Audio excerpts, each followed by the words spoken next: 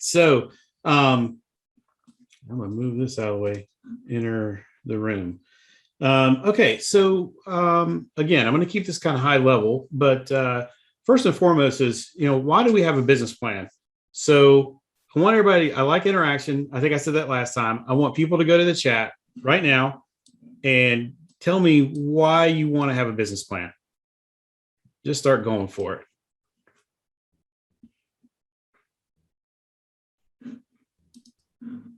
Or if you want to unmute and speak up. Set goals, where you're headed. Focus on excellent, work smarter, have direction, funding, keeps you focused. Daily blueprint. All right. Yeah, y'all are all over it. It's a guide. So it is a document that outlines your business opportunity or idea. So if you say, hey, I want to start a taxi service. You can't just start there, right? You got to map things out after you've had that idea. So it's a way that outlines your idea and everything that comes to support that successful business idea. It describes and analyzes the business opportunity and, really important, the financial feasibility. Unless you're doing something where you're saying, hey, I'm just paying it forward, I don't really care if this makes any money, you definitely want to have a business plan, and you definitely want to make sure it's profitable. It develops procedures and strategies to convert business opportunity into a functional business. So really taking it from, I've got this great idea, to how do I really make it into a functional, everyday running business? And then it serves a dual purpose. So it's a management tool and it's a planning tool. And but what we mean by that is, as a planning tool, it allows you to take a stepwise approach to ask yourself, okay, as I'm going through this plan, do I have a viable business? Yes. Okay. Who am I going to market to? So on and so forth. How am I going to fund it? And then as a management tool, it allows you at times when you're going to run into challenges to refer back to that, to that tool. And it helps you actually manage the day-to-day business. So there are definitely times in your business, especially early on, or maybe you get hit with a challenge and you say, okay, I'm going to start making decisions here. I'm going to start making changes. I always tell people, pause, pump the brakes, take a deep breath, look back at your business plan. If you need to adjust the plan, but make sure you go back to it first. I'll give you an example. Like Dr. Angie said, she ran into some headwinds. We all have as business owners. When I first started my business, I did a lot of speaking, a lot of keynote speaking. And I had set up 11 conferences to talk at, nice paid speaking events that I was going to be speaking at, kicking off in 2020. And that was also how I was planning on acquiring business for myself during that time. And I was going to unveil my new business to everybody.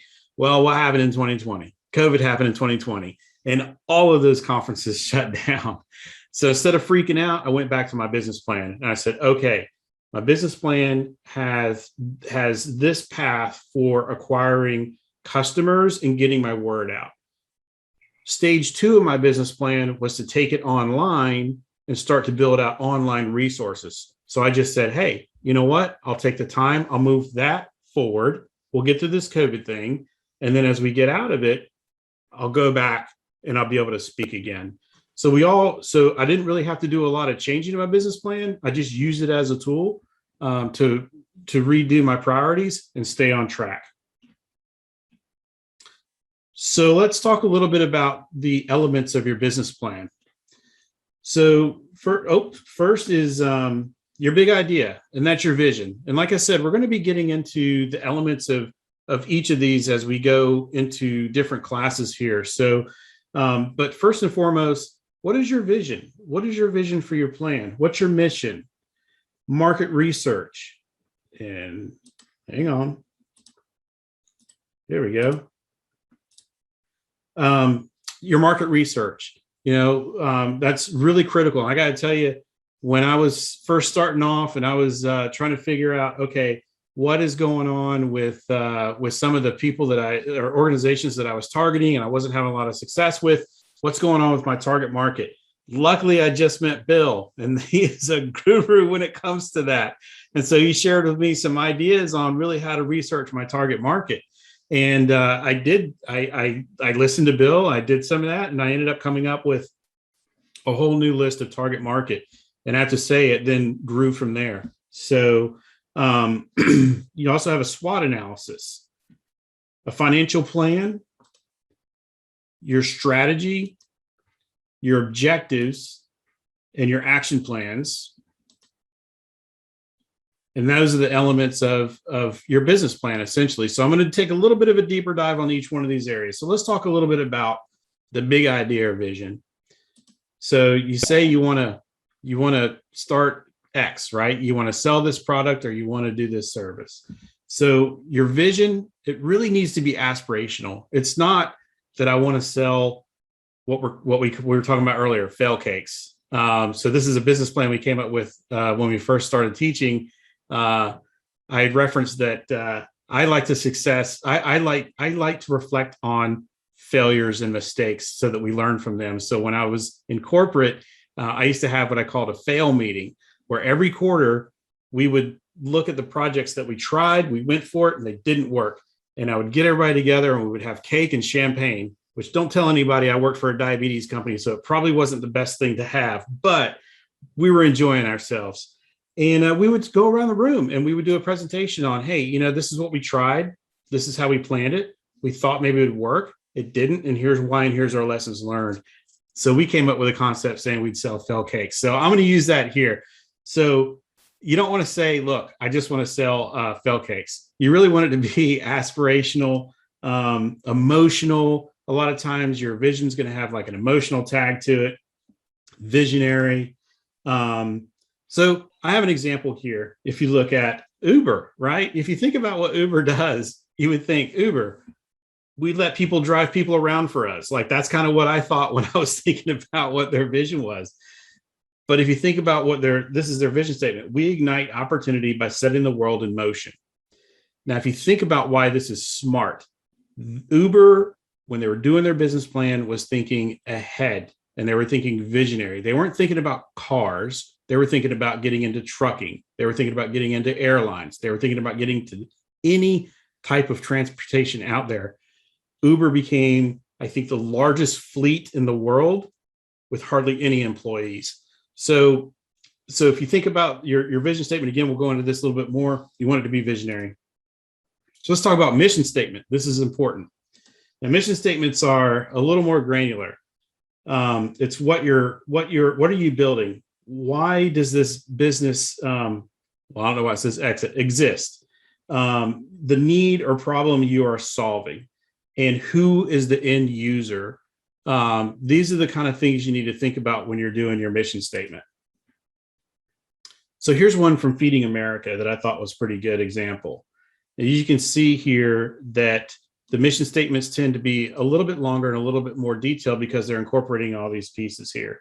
So our mission is to feed America's hungry through a nationwide network of member food banks and engage our country in the fight to end hunger.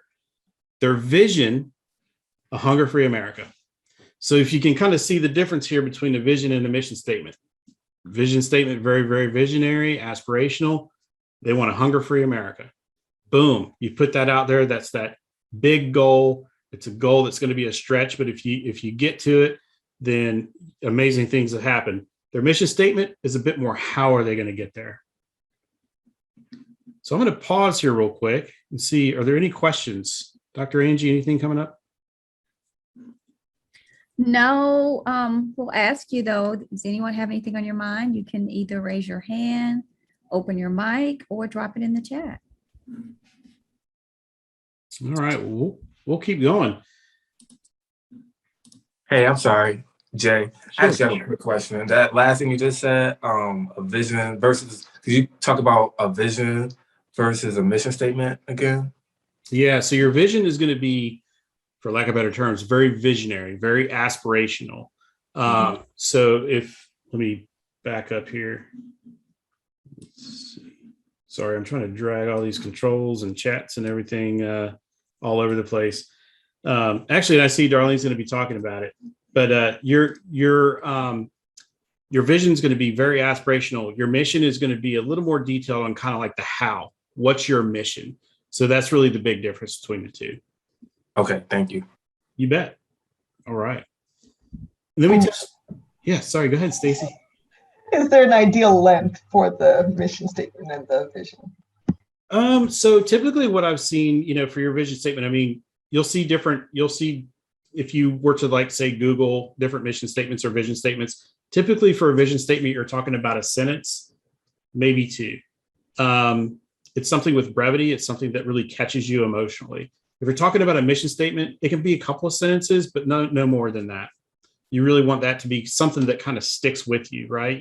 So if you have people that you want to resonate, like what it is, what's Stacey's company's mission? Her mission is to do this and do this. Like that's kind of what you want people to walk away. When it comes to the vision statement, it's Stacey is out to do this. And that's kind of how you want to look at it.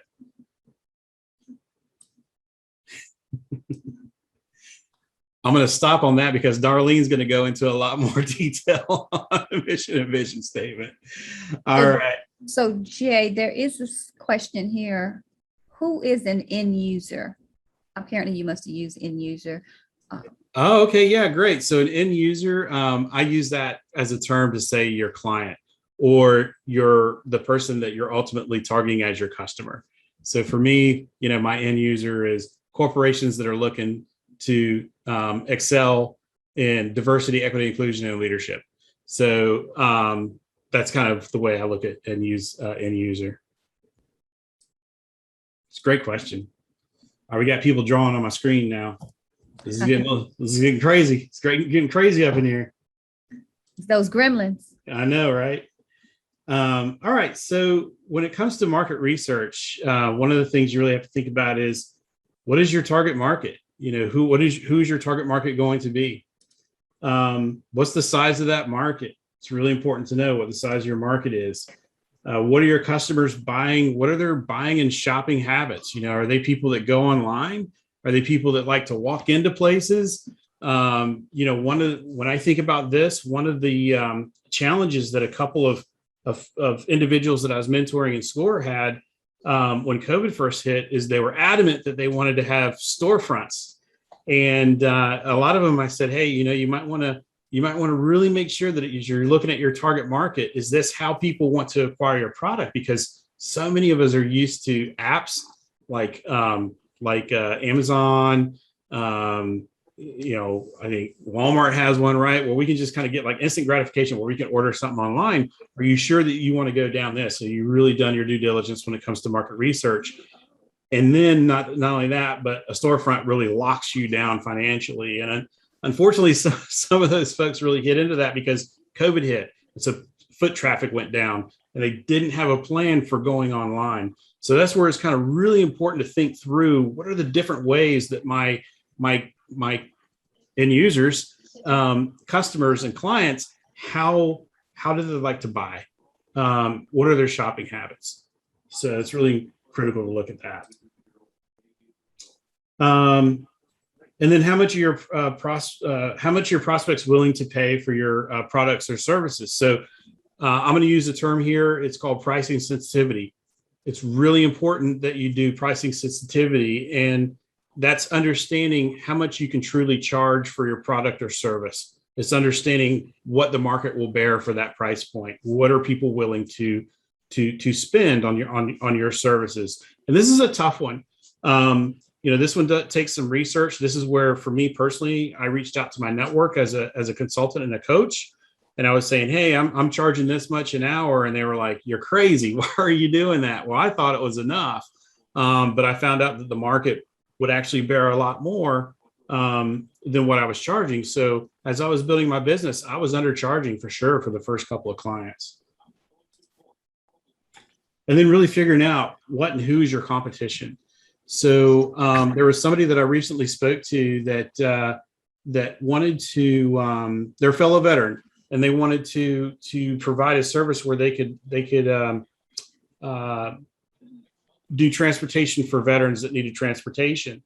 And I said, with the geographic area that you happen to be in near that VA center, they actually provide that for free. So they're kind of a competitor. So you need to think about, if you're going to do this and you're wanting to charge even just a nominal fee, how are you competing against this one, company that provides it for free, that's government funded. So, really think about your landscape and who your competition is. And then think about what are their strengths and what are their weaknesses. What are the strengths and weaknesses of your competitors? We'll get into SWOT analysis here in a minute when you look at not only that, but you look at yours yourself. So getting into the SWOT analysis, and again, we'll probably have a whole session on SWOT analysis because you could probably spend a couple of days on SWOT analysis, but it's a really key step to your business plan. SWOT, the S for that stands for strengths. The strengths describe what an organization excels at, and it's really what separates you from your competition. So examples, is it a strong brand, loyal customer base, strong balance sheet, you've got a lot of horsepower financially behind you, technology, so on and so forth. But it's really, what is that secret sauce that you have that separates you from your competition? And then the weaknesses, weaknesses can stop an organization from performing at its best. So there are areas where the businesses need to improve if they want to remain competitive. So things like that could be the opposite of what you saw on the other side, right? Like a weak brand. This is something that I actually have with a lot of my clients is high turnover. That's one of the things that when I'm messaging out to people, if you're seeing high turnover, you need to contact me because this is indicative of other issues going on in your organization. And so a lot of organizations will realize, hey, if I'm experiencing this, then that means that I'm losing talent to my competitors, which can give them a competitive edge. And then opportunities refer to favorable external factors that could give an organization a competitive advantage. So a lot of times these are things that just happen to be out of your control, but they're favorable for you. So we call them tailwinds. They really help you pick up steam. Example of that, if a country cuts a tariff, a car manufacturer can export its cars to a new market, increasing sales. So these are different things that can happen. And then threats, that's the T in SWOT, refers to the factors that have the potential to harm an organization. So these are things that you really need to think about. Okay, if I rely on, say, technology supply chain, and that is the fundamental part of my business, that is the heart and soul of my business for what I provide, and something like COVID happens where the global supply chain is disrupted, what can that do to my business? Unfortunately, there's a lot of people that I've talked to that were in the tech space that were at the point where they were still trying to build, where they got hit with that supply chain issue, and they had to make some changes. And I see this from Dr. Omar. I love this. Porter's 5 forces. So we will get into that. We can get into that in another class, but Porter's 5 forces is another great way to really think about, even if you want to enter the market. That's one of the reasons why I love what's called Porter's 5 forces, is because it tells you how hard is it going to be for you to even get into a market. It's a pretty in-depth. It's very similar to doing like a SWOT exercise. You'd want to do a Porter's exercise. So love that. Jay, Mm-hmm. before you leave SWOT, there are some questions that you might want to pause for when you have a moment. Yeah, let's do it. So one is, it's a statement, and I know there's an intended question. It is, pricing is a problem that I am having. I definitely don't know how to list it in my business plan. So I would turn that into a question. How can someone think about pricing to bake it into their business plan? Yeah, absolutely. I mean, some of the things that you can do is just look and see what are your competitors priced at. You can ask around and kind of find out what their pricing is at. Frankly, you can do Google searches. There's all kinds of ways that you can find out, what your service or solutions being sold for. Some things that you need to think about is like regionality, right? So, regionality can play is a variable that you need to think about when you're going into pricing. Well, quite frankly, for me, I asked around, what are other people charging for this, or what are people charging you for this? I also had the benefit of having come from corporate. I used to hire consultants. I used to hire people, so I knew kind of what they charged, but they were also different consultants. They didn't do what I did, so I had to start there as a starting place. The other thing too is sometimes there's feedback from your customers. If you are putting, say proposals out there and they're going like, oh, that's a great price. Yeah. Hey, we like you. We love that price. Like you start to pick up on, maybe I'm kind of giving this away. They love me. And that's great. But maybe I'm also kind of giving them a deal. Maybe I'm worth a little bit more than what I'm charging here. So I would definitely say there's a couple of avenues for researching that. And Jay, I would also like to interject. You need to consider the cost. What is it costing you to produce that service or product? And then look at what your profit margin needs to be. Without a doubt. I just want to interject that.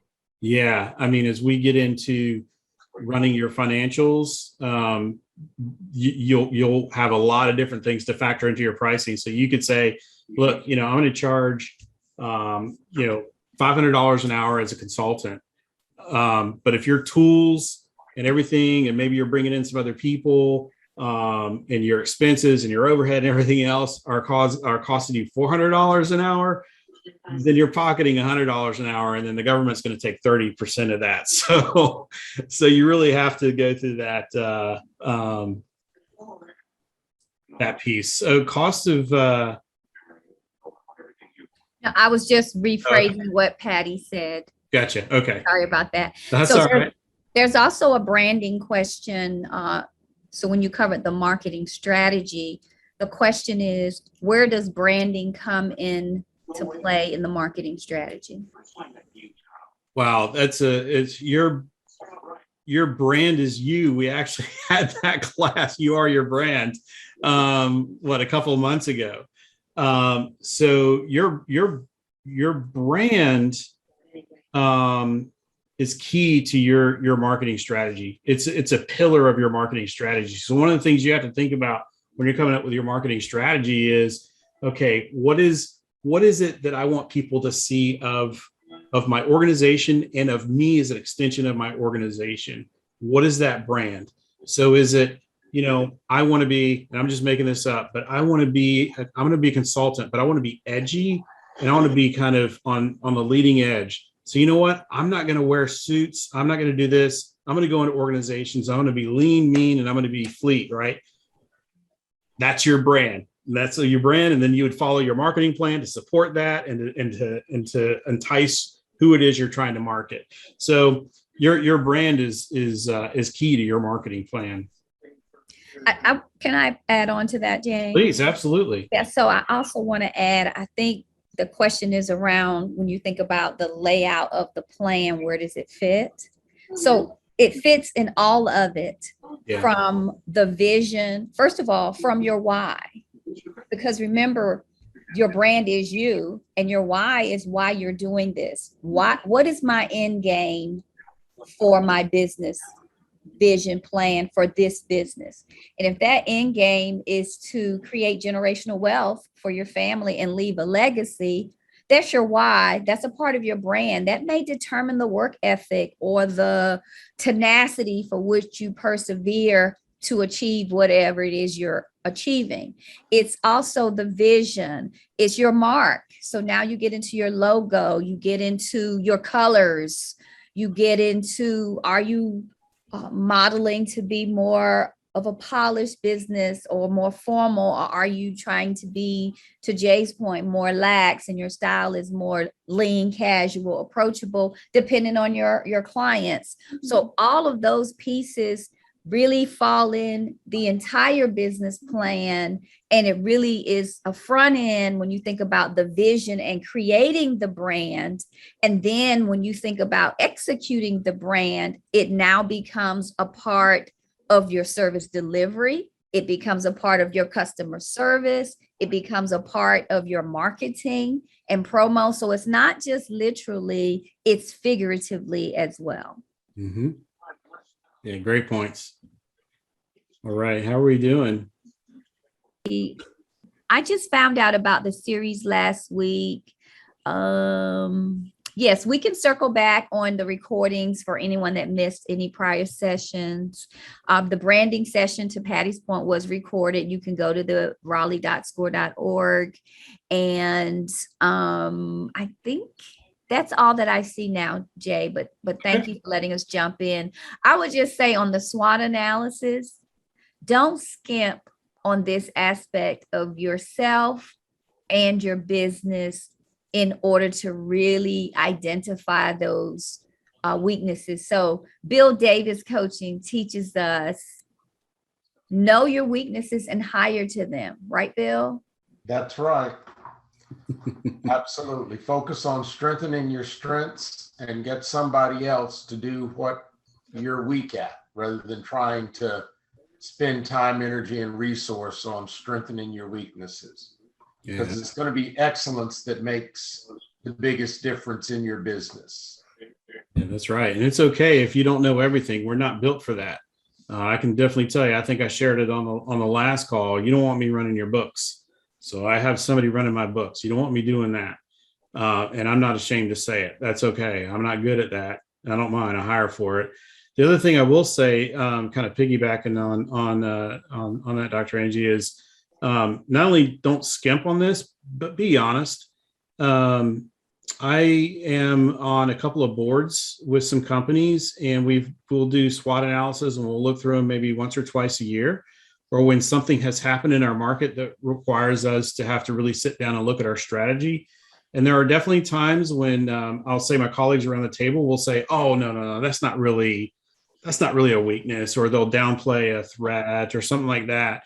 And I'm always quick to say, if you do that, it's going to come up and bite you. Just be honest. If you have a gap here, if you find that there's a gap in your business plan, sometimes when you put your business plan together and you find out it's not a viable business, that's okay. You'd rather find out at that point than when you've invested time and money into something that was just set up for failure and you hadn't thought through it. So definitely be honest about yourself during this process. The only thing I wanted to show here, because we will have a session on SWOT, is that your strengths and weaknesses are internal facing. So these are things that you control. Your opportunities and threats are things around your environment or external. So financial plan. What are some of the things that we need to think about in the financial plan? What are your startup costs? What's it going to cost me to get rolling? What are the anticipated revenues? What do you think you're going to make? What are your fixed expenses? Do you have rent? Do you have internet, cell phone, car, lease, all that stuff? You have to think through it. What are the variable expenses? One month this might come in, next month it might not, but you have to take into consideration, really think through what are your expenses going to be. What's your timeline of profitability? How do you know, okay, if I'm going to invest at this point, at what point, how many customers do I need to acquire, so on and so forth before I'm profitable? And then what am I going to do with that profit? Am I going to reinvest it? Am I going to pocket it? What's my strategy, my financial strategy here? And then how will you fund the business until it can fund itself? And I think we talked a little bit about this last week. Bootstrapping, that's one where you take your own money, you invest it in there. As soon as you make money, you reinvest it in yourself until you get to the point where you say, okay, I built my business to a certain point to where now I can start to pay myself. Are you going to get a loan? Are you a veteran? Are you going to go down that pathway? Are you going to try to get a grant? So how are you going to fund yourself? Jay, before you go further, let me make a point about business plans. Many of us get into business and we know the service that we want to deliver and how to deliver it. But knowing how a business really works is not something that just comes to us naturally. And one of the benefits of creating a business plan is that it gives you an opportunity to learn how a business works before you're in the midst of it. Jay just talked about fixed expenses and variable expenses. I will tell you, outside of business, we don't think in terms of fixed and variable expenses. Inside a business, those are important distinctions. So think of the business plan as one of the ways that you can learn how a business actually works. That's a great point. Start to finish. If you just start filling out start to finish, then you'll see what are the fundamentals of running a business. Or I love that. And don't overthink it. You know, it is what it is. It's not necessarily complicated. If you're being honest. And Professor Omar, if you want to jump in, I love the piece you put in about not just being honest, but also about not confusing weaknesses with opportunities. Yeah, thanks guys. Again, I apologize for life sometimes happens, and today I apologize for my delay. But one of the things about doing a SWOT analysis, you want to make sure that like Jake said, your weaknesses are internal and your opportunities are external. Sometimes we could be really putting a lot of energy into strengthening our weaknesses, and we can confuse those with opportunities. And so those are not opportunities. So just if you always understand that internal, where you can control these items versus the external, is important to, keep those things in mind. So because you have to do both. mm-hmm. Yeah. One thing, Jay, let me add is that when I put my plan together, it was good. But as I rolled along, there were things that came up that I never anticipated. Mm-hmm. So it's not going to be perfect. And so I say it like this: when you start running that business, keep your ear to the ground. You want to hear it coming before you can see it. Look at the trends and try to react to it. But do that business plan as best you can, get it as tight as you can, but something's going to happen. And I wasn't operating in the days of COVID. So, there's extra stuff on you all now, but there's things that are going to happen that you never thought about at all, but you got to be watching out for it at all times. Yeah. And I'd like to add in that planning, particularly when you're thinking about your financials and trying to determine the cost of your goods, whether it's a product or a service. So there was a time when having a home-based business was really, it was acceptable. At the same time, it was considered ma and pa. Well, a beautiful thing that COVID has done for us is it's very accepted in today's world to work out of your home. So if you have a business where you go to the client, or you have a situation where you don't really need to see your client in person necessarily, keep those costs low and don't even go that route until you need to. And you may never need to with technology and the way things work in today's business world. Patty, I don't know if you remember saying this to me when we were working together 3 years ago on my plan. She said to me, guys, and I'll put it in the chat, Dr. Angie, low tech means high check. I wrote that down, Patty, and I never forgot that. And I use that and promote that because we don't need these unnecessary costs. So just because your competitors have brick and mortar, let's say, or something that you think you need. I met a lady the other day who was doing exceptionally well, and I'm not promoting this by any means. She's doing exceptionally well without even a website. She just got in a position where she was able to build those relationships, and clients started following her, and they call on her such that, word of mouth is working. So she doesn't really need to market, et cetera. Now she says it's on her list of things to do. So again, I'm not recommending it. In fact, if you ask me and I'm coaching you, I'm going to recommend that you have some type of web presence and some type of social media. And I'm going from the perspective of your SWOT and building your business plan. It is a thing that happens. Yeah, these are great examples. And, I know going back to the financials, prior to COVID, I was worried. I had a teenager in the house. I had 2 dogs. And so I was like, hey, I was set up in this same room and I started getting nervous because I was talking to a client one time and the dog started barking. I was like, that's it. I'm getting an office. And I had gotten to the point financially where I could work it into my financials and still put money in my pocket. So I was like, all right, I went and got an office and $450 a month. I was paying in fixed costs, fixed expenses.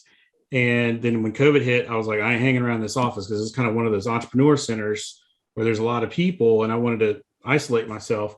So I came back here to my guest room and I can tell you, there's no reason why I need to go get an office anymore. It is not in my plans whatsoever as a business, as part of my business plan. And I think the other thing too, Dr. Angie, about keeping it simple. So I don't want to mess it up here, but I think people have seen my board. I have my board here. So this is my kind of my to-do and my mission board and everything else. On the back side of this is my business plan. So literally I have my business plan on the back of this. And every once in a while, when I walk into the room and I'm kind of stuck on something or I'm thinking about trying something new, I've got an idea of an expansion going on right now in my head. I look back at it. And I say, okay, where does this fit in? If I do this, what's the impact to the rest of my plan? I keep it so simple. It's on the back of that board. And Jay, I wanted to say also, like Ms. Patty said, that these challenges that we're facing as businesses or even smaller businesses, other businesses are facing these challenges. And so one of the things we can get out of this calamity is there's opportunity, there's apps, there's different mediums that you can use now where you still can work out of your home or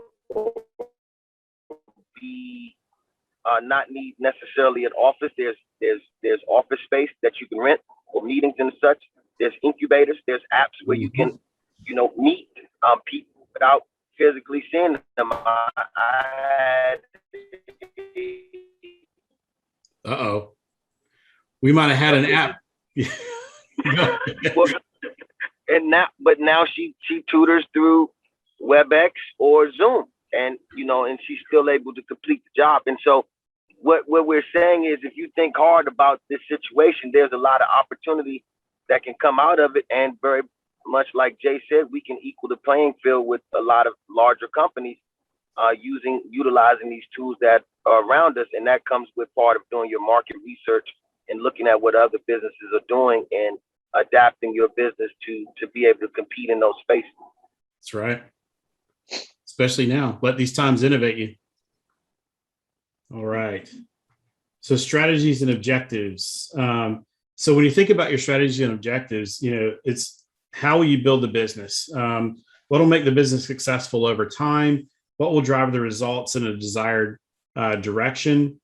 What business results will you measure? That's something that's also important when you're thinking through your strategy and your objectives. Your financial, your customers, your marketing, your sales, process improvements, which I think Dr. Angie talked about when she was kicking off around, some of the work that she's been doing. A couple of us got on the phone the other night with her and she was talking about some of the things that she's done around her process improvements. I mean, this is something that should be top of mind for you as a business owner, and personal development and well-being.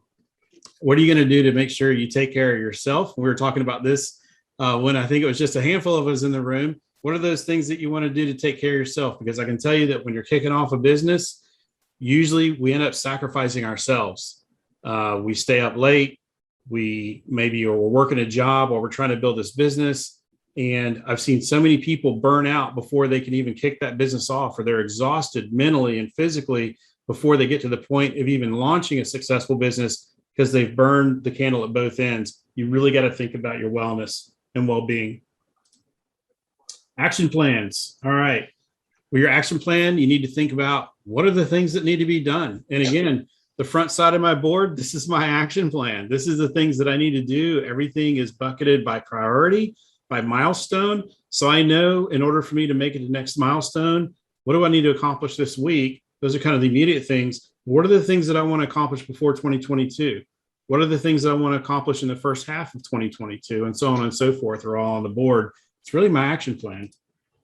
By when, by who. So some of the things on this board, going back to Bill's, you know, I have the things that are my strengths on here that it say have a J next to them. And I have other people that have their initials next to them because they're covering other areas that I'm not so good at, or they're things that they're subject matter experts at. And it's way more efficient for me to pay them or partner with them than for me to try to figure it out and take another year to get where I want to go in that milestone when I can do it in a month. All right. So that's real high level. Like I said, we are going to be going into deep dive in one of these areas. And so with that, let me see, are there any questions? So Jay, no questions. Okay. I know that Darlene is up next, and she always comes with unpacking so much, especially around mindfulness. Mm-hmm. So there's a lot of talk in the chat around self-care. I'm sorry, I didn't realize my camera was off. And the importance of self-care. And then people are sharing some of their realities around self-care. And so, yes, we agree with that, but I don't see any particular questions at this point, and I definitely don't want to delay any questions they might have to you before you pass it to Darlene. Any questions for Jay, anyone? Yes, I have a question. I have a nonprofit organization. I started it in 2018, and I think the challenge for me is the financial piece. Trying to market that. It is really, I'm so thankful for these sessions because it's really this one-page business plan. And as you were going over it, I'm like, really, where's my focus? It's really hard because I'm working with kids, I'm working with volunteers. And so it's just like, how do you market it? How do you price it? How do you do all of this? And I understand what you're saying about looking at your competitors, but my competitors get funding from foundations and from grants, and I don't. And so it's just like, what words could you speak to when you're doing a business plan as a nonprofit? So let me offer a thought about that, and that is that your customer or your target market as a nonprofit are the funding sources, the grants, the foundations, etc. The people you serve are the object of your business, but your customers are those organizations, foundations that will give you funding so your organization does something that they want to see happen in the world. So you want to look in a different direction. Does that make sense? I mean, you follow that? Okay. Yes, sir. Thank you so much. Because the clarity, when you don't have clear vision and you going, I'm thinking my kids are, but now thinking about that has a whole nother twist because it makes you now with the numbers, because your funders are going to want to see outcomes, right? And so now it's just like, oh, now this is all tying in together. So thank you so much. Yeah, Appreciate you. When I think about like a lot of nonprofits, and particularly you're talking about kids, right? And I don't know what your nonprofit does, but when I think about nonprofits, they're very, very mission oriented, something that typically, like will pull at your heartstrings, right? If it resonates with you as a person, right? So when I see something, it's a not-for-profit and they're doing this is their mission to help kids. You're talking to me in my pocketbook and you're eliciting that emotional appeal as part of your marketing plan and as part of your business plan to somebody like me who would say, I want to help pay it forward for kids. And that's what that mission statement says of that nonprofit. So I'm interested in supporting that group. So, and it's the same way in regular business. That's when you got to think about your end customer. Who is it? Who is that actual influencer? And as you start to layer through, who are the influencers and who are the people that are actually going to pull the trigger on the purchase, right? So, like as a consultant, you might talk to, like for what I do, I might talk to a lot to HR. I might talk a lot to maybe like training departments or certain leaders in an organization. But who is it in that organization that's going to allow the funding? Typically, it's the business owner or the CEO or whatever. So for me, and my communication to them is there's a lot of velocity in here from the supporters in the group that brought me in. None of them will write the check, but here's what this is going to do for you, and this is what they're asking you to do for them, and I'm the person to do that. Now write that check. So you just really have to think about who that end user is.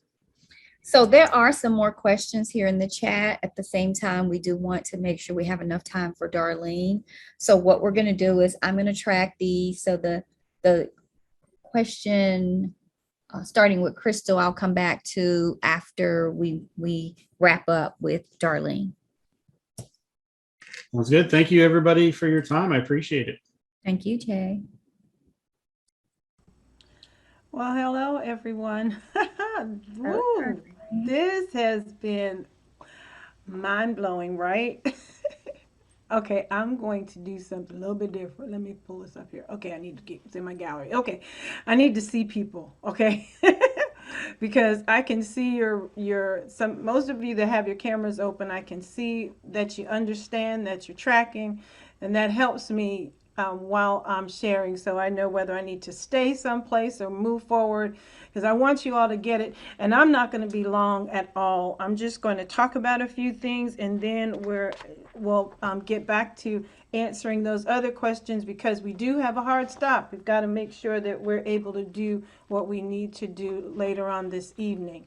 Okay, so I just want to talk to you about, I am going to be, tapping into one area of what Jay talked about tonight, and that is your mission statement versus your vision statement. And so there was a question asked earlier, what's the difference between the two? I'm focusing specifically on your mission statement, and I want you to take, just to take a listen as to what that really looks like for you, and whether you have already tapped into that so you're able to do what you need to do to create the business plan. This is a part of your business planning. You want to make sure that you have it so that others will know what it is that you're presenting. Because sometimes you only have just a couple of minutes to say what you need to say, so that you can get to that next meeting. Meaning you want to get to that next meeting with them to get what you need. And sometimes all you have is maybe a minute, 2 minutes, and you want to be able to succinctly say what it is that you do. And it's the questions that a news reporter always thinks about. It's the who, the what, the how, and the why. Those are the main things that you're going to be looking at, and I'm going to just flesh them out a little bit more so you'll understand what that is all about. So your mission statement, it has to be solid, and it's the way it sets a tone, and it really helps you to build a relationship with those who would be your customers, those who would be your clients. And it's really the foundation of your brand. It helps you to build your brand. Because if you are very succinct in your mission and your vision statement, then you know how you're going to move forward to continue to build your brand. So from your mission statement, these are the questions that you're going to ask. Remember, I said who, what, how, and why. And the question is, first of all, who is it that you're serving? Who are your target audience? Who's the target audience that you're serving? Who is going to benefit from what you have, from your product or service? What do you offer? What is the product or service that you offer? How do you provide that service? What are the things that you do to provide that service for those clients, for those customers? And then the other question is, why do you do it? Now we're gonna unpack the why for a minute. Let's look at this why, because your why is going to be the thing that's going to get you up and it's going to keep moving while you're building. And I want you to just kind of think about this as I talk about the why. I want you to think as that business builder, that entrepreneur. I want you to think like this. This is kind of what the mindset, some of the things you go through, some of the thoughts you may have when you're walking through the why. And some of those, it starts off this: I'm excited. I'm excited. I've got this business. I've got this idea. I know exactly what it's going to look like. I know who I'm serving. I know these things. I know exactly how I'm going to do it. And then all of a sudden you say, but this is hard. It's really hard. Am I really doing, am I going the right direction? And then all of a sudden you say, it's working. It's working. Okay, I got it. I finally got it all together. These things are working. It's working. And then in the midst of things working, you say something like, I messed up. I messed up. Now, see, these are like the ups and downs of the why, but I want you to understand these things. I'm going to explain to you why I'm walking you through this, because it's going to be important that you recognize these things will happen. You need to know that they'll happen. Okay, then after you've messed up, you say, but I'm going to give up the good for the great. I'm going to give up the good for the great. Okay, I'm going to do, what does they say? They say good, better, best. Never let it rest till your good is better and your better is best. You're going to say, when I know better, I'm going to do better. And then you say, I think I'm going bankrupt. I've spent all this money. All this money is going out.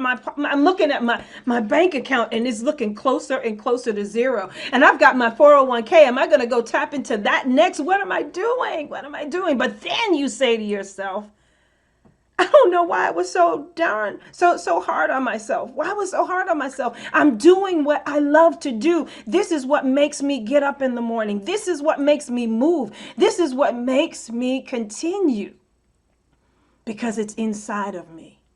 And then you say, I was wrong. I suck. I was wrong. I suck. But then the last thing you say is, wait a second. My life is great. Why is my life great? Because I'm fulfilling the purpose. I know why I'm here. I'm here because I'm supposed to do blank. And each of you has to fill in that blank for you. Why are you doing what you do? I want you to think about some of these questions. Joe Dudecki, he's the president and the founder of Keyhole Marketing. He had some questions, and I'm going to flesh out a little bit more of these questions for you to be thinking about as you're building your mission statement and looking at what your vision is going to be. First of all, what inspired the idea in the first place? What did you see as a problem that you can solve? What did you see as that thing that you've been drawn to? You wake up in the morning and you think about it. Like I want to share with you, for me, a part of what I do as a co-mentors, I'm a caregiver's co-mentor. The thing that causes me to do this every day, the thing that inspires me to do what I do, is I look at my husband every day. And I see him getting stronger every day. And I know for me, it's because I've taken the steps to make sure I take care of me so that I can take care of him. He suffered a stroke back in 2019, and he was in the hospital for many months. But now he's walking through the process of healing. He's walking through that journey of being made whole. And I am his primary caregiver. And as I found out that I'm not the only one that's doing this, and there are others who need to know, how do you take care of you while you're taking care of those you love? And I found some key things that worked for me, and now I'm able to teach others how to do what they need to do to take care of them. That's what wakes me up in the morning. That's what keeps me going every day, because I understand my why. Why? What is the thing that inspired you to solve the problem that you're solving? What's your story? You've got to know what your story is. You may only have a minute to tell your story, but to know what got you started in your business or organization in the first place. What got you started? And so what is so unique about what you do? What sets you apart from the other companies? What sets you apart from other businesses? I think about this, and I know I'm dating myself, but y'all remember this commercial? Hold the pickles, hold the lettuce, special order, don't upset us. All you ask is that you let us serve it your way. What is that? Somebody, mate, who is that? Who is that? Is that Burger King? That is Yes. Burger King. Yep. Yes. Y'all know who that is, right? You just sang it too pretty, so we didn't. It never sounded that good. Now you made me hungry. See, look at that. I'm so sorry. Drink your water, Jay. Flame boiled water over here. Flame broiled water. Look at that. See? But you know what it is? They make a hamburger. And you know that there's In-N-Out Burger. You know there's White Castle Hamburger. You know there's McDonald's. You know that there is Cookout. You know there's Char Grill. And the list can go on and on, right? But what did they do? They said, have it your way. That's what they said was setting them apart from all the other burger joints. What do you do? What is your thing that sets you apart from the other businesses? What is the thing that people will know you for? And what problem are you solving? Let's look at that. What solution do you provide? What is that solution that you're providing? So when you're looking at some of these things, that's how you're shaping what your mission statement is going to be. How has your business even evolved? Because you may have started off one way, started off doing one thing, and then in the process, you recognize that there's something else that needs to be added because you recognize, oh yeah, this fits with what I'm doing. And so I need to expand. I need to develop this and make it more succinct. And then how? And what's the purpose? What is the main purpose that your business exists? When you can answer those questions and put them together in a way that helps people understand why you exist and what you're doing. For instance, I am the caregiver's co-mentor, and what I do is I help women ministry leaders get their lives back by teaching them how to take care of themselves, body, soul, and spirit, so that they can effectively and successfully impact the lives of those they've been called to serve. Those are the things that I do. Now, how I do it, that comes next when people want to know, well, how do you do that? That's the filler. But you got to know why you're doing what you do. You've got to understand from whence it comes, because that's the thing that's going to keep you moving. That's the thing, as Jay was talking about, that will wake you up at 3 or 4 in the morning, and you won't go to bed till 1 in the morning. But I want to tell you this, that in the process, it's going to be very vitally important that as you are walking through this, you have to remember to take care of you. Because you won't be able to do your business the way you need to do your business if you are not making sure that you put you on the schedule. If you don't take time to walk away from your business. I remember when I was teaching my children how to study. One of the things that I learned when it came to studying is that you spend about 20 minutes it's like you put those blinders on. 20 minutes, you go, you grind, you don't talk to anybody, you just study, and you grab all of the information that you can, you internalize it, you repeat it back to yourself, you do the work, you do the problems over and over again for 20 minutes, turn the timer on, and then when the timer goes ding, ding, ding, ding, ding, ding, ding, ding, ding, you sit back and you take 2 minutes, get up, walk around, get yourself a glass of water, something to drink, and you just allow that information to settle. Because see, some people think that cramming everything in 3 hours and getting it all in your head is going to keep it there. But you have to recognize that your brain is a machine, and your brain works very much like you've got to put it in and then it's got to process. And that's why sleep is so important, because even after you've put the information in, taking those breaks in between, when you go to sleep at night, it takes your brain at least 7 to 8 hours for it to reprocess and to put all the stuff that you studied in your head to get it into your brain.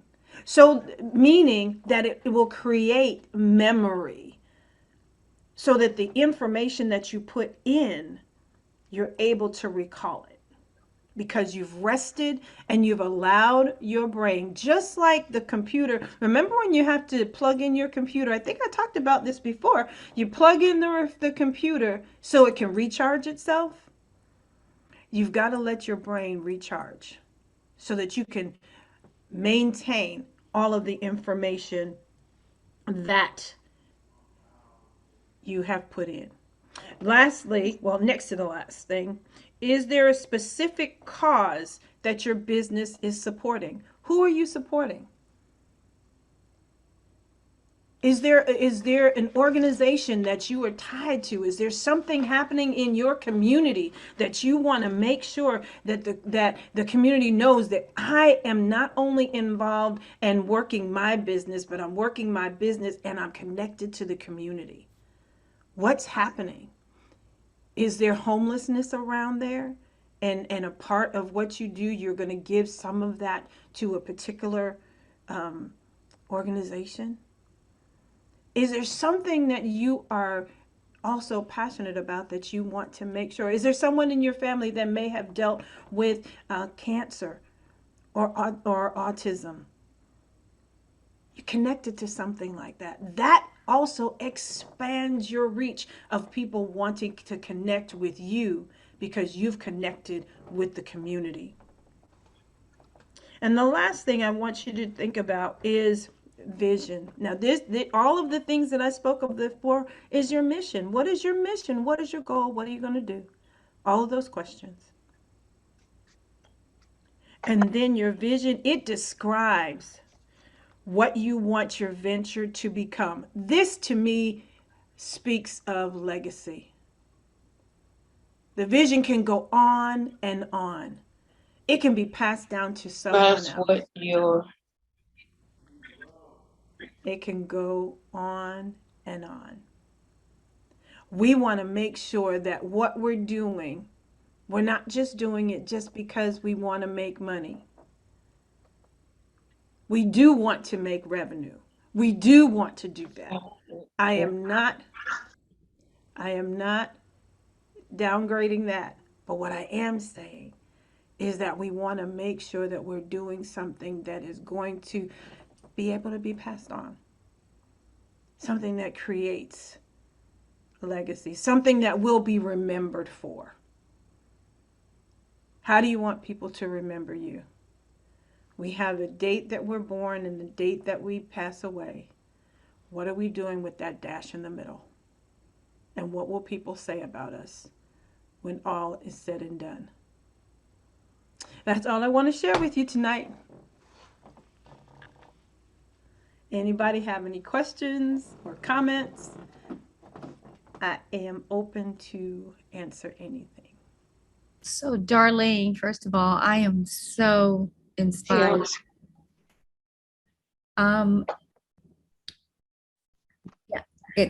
That's the comments I'm saying. So inspiring. I'm so inspired. Also, there is a comment. Can you share Oh, can we share our mission statement and have it judged? Let's come back to that.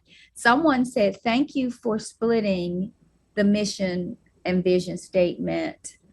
Apparently, it was a clarifying moment for them. Any questions before Darlene responds to maybe some critique? And I don't know how Patty would like to do that. I'm sorry, can you all hear me? Yes, we can. Hi, my name is Renee, and forgive me, my camera is not working. There were a lot of nuggets dropped in catchy phrases. I think Dr. Angie, you said one that Miss Patty had given you, and you said it real quick and it was real catchy. If you could, could you type that into the chat? It is. It is It in the is. chat. I will. I got to go It's find low it. tech, high check. I'll copy it and I'll put it down. I just put it. I put it Yep. back in. You put it back in. Good. Okay, and now you, Miss Darlene, Yes, you ma'am. dropped about 3 or 4 of them like brick, brick, brick, brick. And I'm like, wait a minute. Slow it down. That stuff was some good stuff, girl. And if by chance, could you please put that in the chat so I can kind of like type that up? Because if I liked it, I know these other great people, they liked it also. Because you said some real good stuff. And then you said something about the vision. You said the vision describes what your, and then you said create legacy. How do you want to be remembered? So, girlfriend, you may need to have a little screenshot of the stuff that you're saying like you did last week. No, I'm just saying. That's all I'm just saying. Because you all are really putting out some wonderful stuff. And thank you. Now I'll go check the chat. Also, Renee, keep in mind this session is recorded, and you'll have access to the recording, and you can slow it down and, get any information and, get it down in your notebook. I know you keep notebooks and you have a lot of things written down. So we will make sure that when the recording is available, I will send it directly to you. Okay, you all, we're going to have to move on tonight because we're on a tight schedule. Thank you so much, Miss Darlene and Jay. And I also wanted Professor Omar. Professor Omar, could you give us about a minute update on what's going on in your area?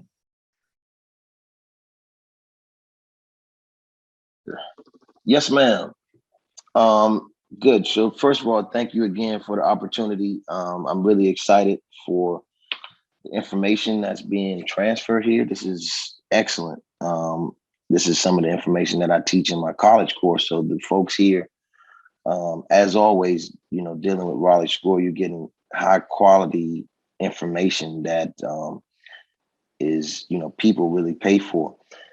So again, I want to thank everybody for being on with us. And I just wanted to give a couple updates in terms of what we're doing at Shaw with the Innovation and Entrepreneurship Center. Before our classes finish in whole, I will have a schedule out to share with the business owners or aspiring entrepreneurs that join us, where we will be offering as well technical assistant courses, and workshops to help you. A lot of things, even listening now has, helped me to put made note of putting some things down that we can provide in terms of technical assistance. How do you, tax planning for new businesses? What is your business structure?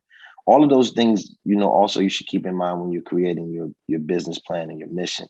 And then the one big exciting thing that I'm working on, hopefully within the next 45 to 60 days, that we will be able to, release to the public and let everyone know that we really have put a strong emphasis on our business incubation. And so part of being a business incubator is allowing businesses who may not have office space to come and be a part, use office space that we provide. And we also provide networking and technical assistance. And we will be looking for members to become a part of our IEC business incubator. So that should be launched and within the next 45 to 60 days. So I'm excited about that because it'll be an added benefit to what our folks are getting now. And so right now, that's what's going on with Shaw and the IEC. So and again, this is awesome. So I have a question, Professor Omar. This is Dr. Yes, ma'am. Are businesses going to be able to incubate on site? Is that what you're saying? Or what are you going to be providing? Absolutely. Businesses will be able to incubate on site. It's something that I'm excited about. Again, as you know, last year, I've been in this role for a year. Last year with COVID, all of our events were virtual.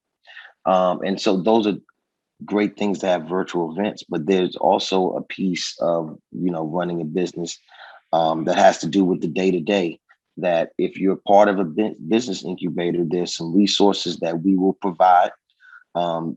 Having someone like myself and other business experts on site to help you. And so how a business would go about doing that we will have membership packages that we'll roll out at different levels that aspiring entrepreneurs or people with existing businesses can participate in.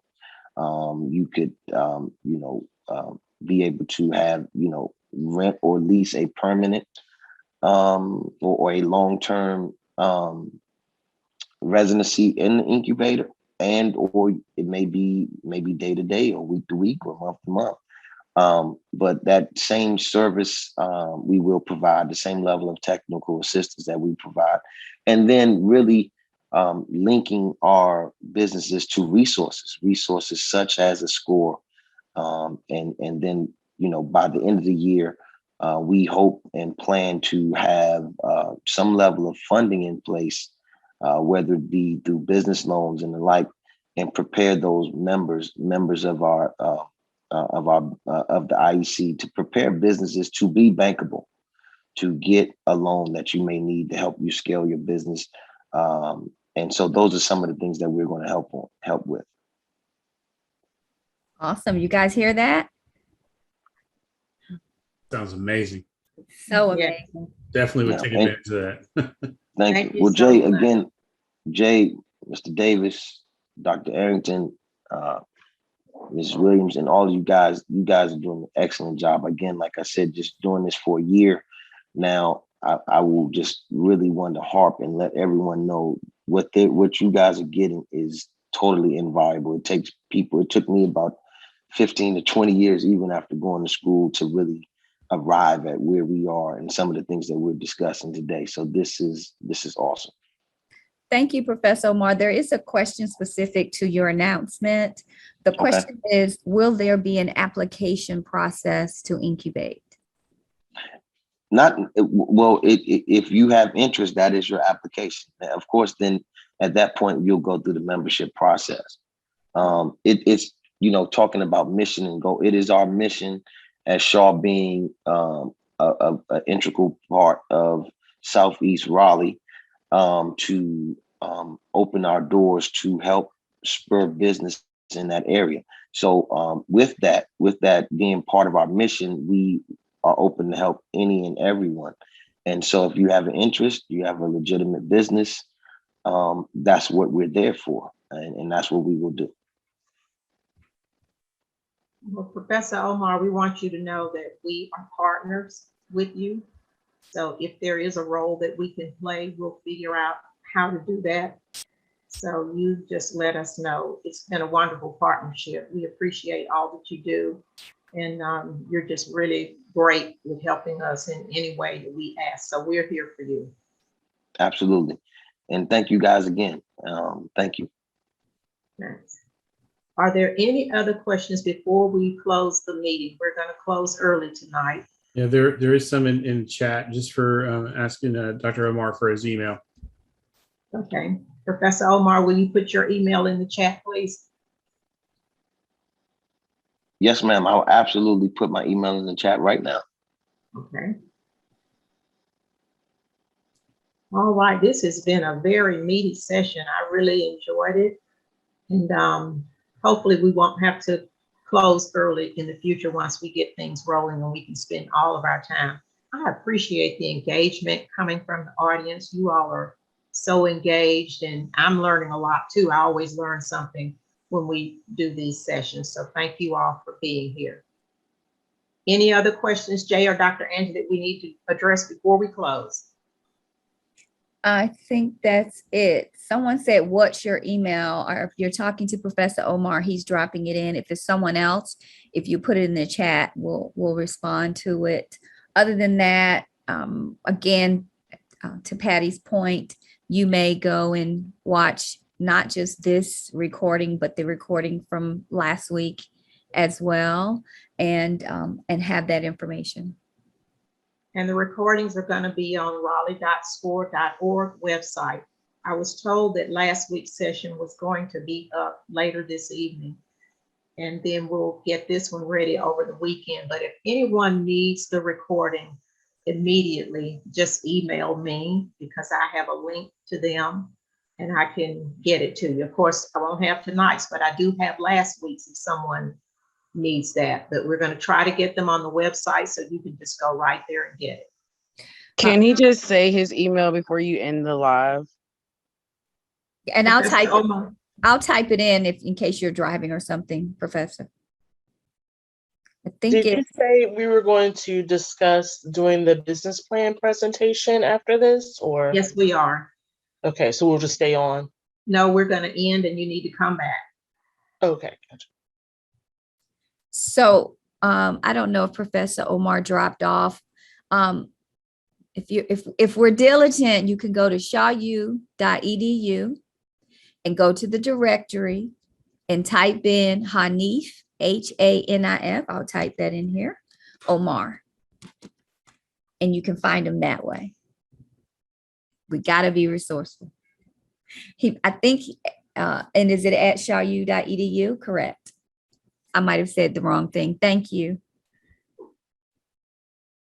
All right, we're going to go ahead and close. You all come right back here next week at 6:30. If you have trouble logging in, the Zoom link is always the same. So the one that you came in with last week is the same one you're on tonight, and it'll be the same next week. So if you have any one of those emails or have the link, save it and come right back here if you have any trouble logging in. We'll try to get those technical details taken care of because we know some people had trouble tonight. But if you're here tonight, you already have what you need to get back in next week. Thank you so much. You all have a good evening, and we will see you next week. Good night. Good night, everyone.